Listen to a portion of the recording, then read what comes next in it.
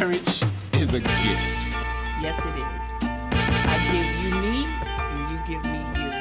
And we have years to unwrap one another and learn of one another. Marriage is an opportunity to learn how to love. Yes, it's going to try you. It's going to be times where good, bad, or indifferent. When I apply love and I learn how to walk in love daily, I will learn how to love my spouse better, and my spouse will learn how to love me better.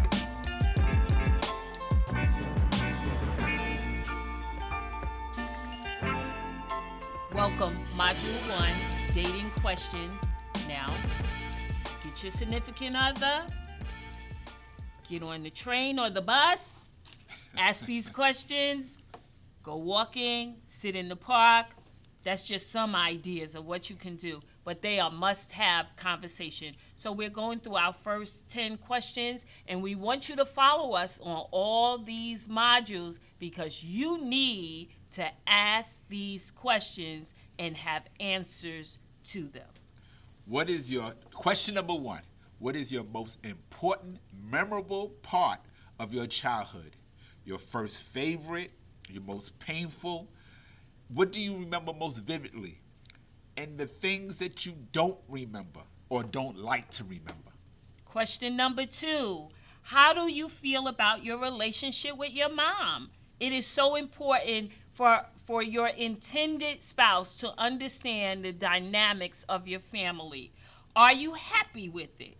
What would you change about it? What do you love about it?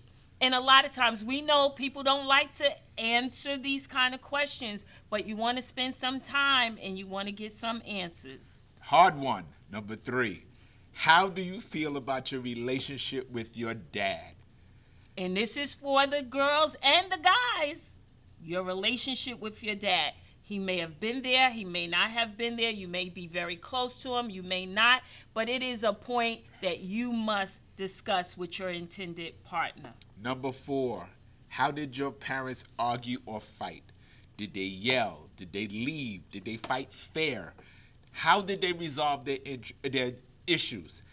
Did they never let you see them fight? And that's a key thing because we are a product of our environment. Yes, we are a product of our DNA, but we are a product of our environment. And so often what we saw, that's what we learn, and those are the behaviors that we will participate in. So we want to talk about how did they operate? How did they fight fair? How did they argue? Or maybe you never heard your parents argue or raise their voice, but this is a key question for you to understand what the partner went through and how they process an argument or a fight. Is valuable insight into the habits that your partner may or may not have. Number 5, how did your parents raise you? How did they raise you? Were you connected? Did you feel connected to your parents? Were they the disciplinarians? Maybe your mom was, maybe your dad wasn't. What kind of rules did your parents have in place? Were they strict? How do they feel about it now? It's good to know because how will you raise your children? We're going to raise our family by what we've gone through, how we were raised. Sometimes we may make a decision that, my mother was this or my father was that, and I vow not to be that. And sometimes you fall into that. Did we grow up with timeout or did we get beat? In Exactly. our generation, there was beatings. Well, spankings. I won't say beatings, there were spankings. Nowadays, spankings are taboo. You have to talk to them and you have to do the timeout thing. So how are you going to approach this in your parenting? Number 6, how do you want to parent your children? How do you want to raise them? Like you want to do them like you were raised? What would you keep and what would you change? What? And in this day and age with blended families, this is a key point because you need to know how are we going to do this? How are we going to work together in raising our children? What do you do to prioritize? Prioritize. There you go, that's it. Work. Do you prioritize? You have to prioritize. What do you prioritize? Work. God. Your spouse. Kids. other family members. So this is the key thing that I say to you in the dating stage.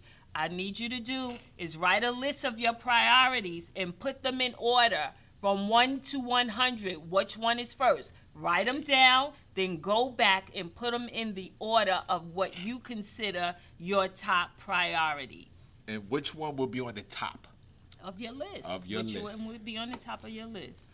Number 8, do you want children? If yes, how many? And how long do you want to wait? Are you sure or you are not sure if you want children at all?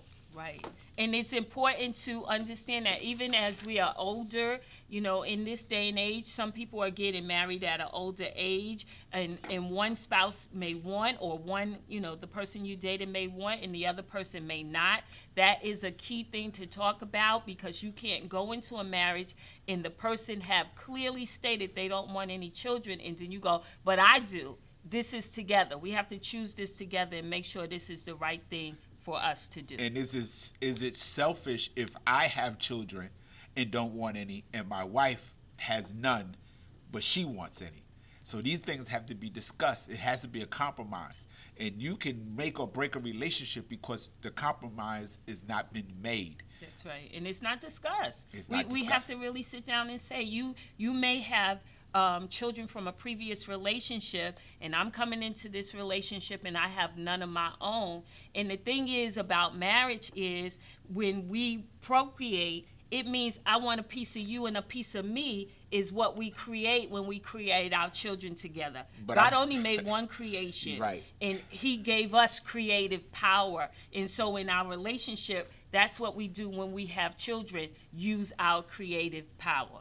Number 9, what is your relationship history? Come on, tell the truth. Tell the truth about your relationships. What previous relationships have you had? How serious were they? How intimate were you emotionally and physically? Why did they end, and how do you feel about them now? And I'm going to put a little pin there, because you have to come back to our module when we talk about exes and past relationships. I want to see you back on our page so that you can hear about that. Number 10, what are your religious beliefs, your views on spirituality? What do you believe? How important are those beliefs to you?